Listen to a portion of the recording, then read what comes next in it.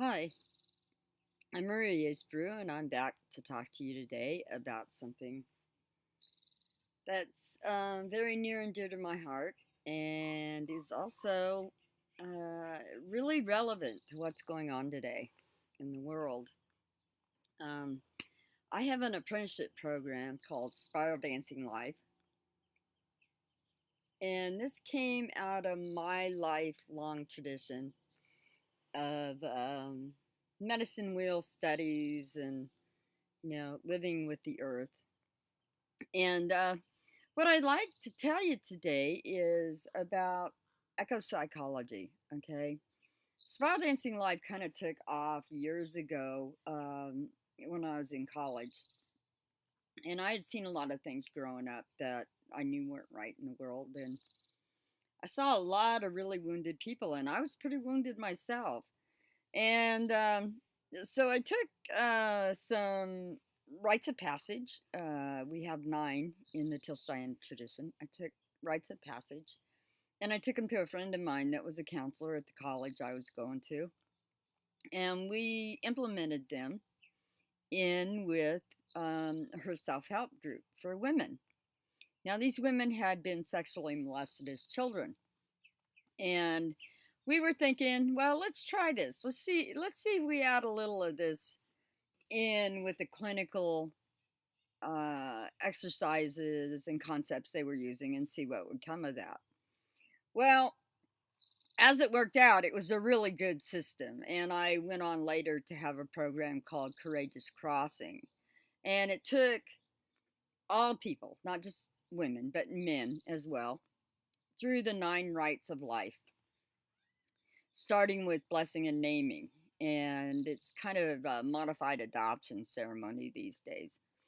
And so that helped people reclaim who they were. A lot of it involved going out in nature and being there, but mostly it was about community celebrating life transitions.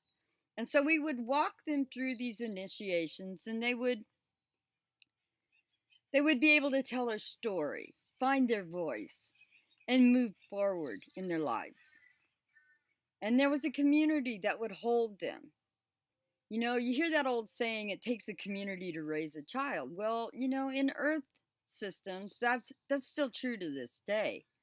And so we had this system here in place that the community became their family. They'd get an adopted parent. We'd celebrate their first steps. We celebrate um, them going to find their first vision, where they were empowered by um, being out and being alone. And what we found was the healing properties of the Mother Earth were like enormous, enormous, just to be in relationship with the Earth. And so there's things that a lot of people have heard about. There was Sweat Lodge, and there was Vision Quest, and there were other things as well, like a death mesa, like having to do your death dance. And so these were things that brought concepts into play that most people in the world are not exposed to. And that is how all of this is alive and how this supports us even when humans can't. Well, many years later, that became what's now known as eco psychology. So when people come to Spiral Dance, we've expanded on that Courageous Crossing program, and we have supplied other things now that makes it a more well-rounded program where people can learn about healing, about earth spirituality, about this form of, for lack of a better word, shamanic practice. And I say that like that because most Native Americans don't like the word shaman. That's because it's not our word. It's not who we are. It came. I think it's Siberian if I remember correctly. Um, so it's another tribe from another continent.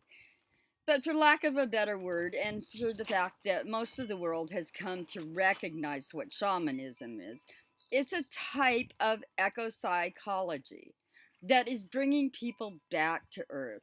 And regrouping who they are after they've been fragmented by trauma.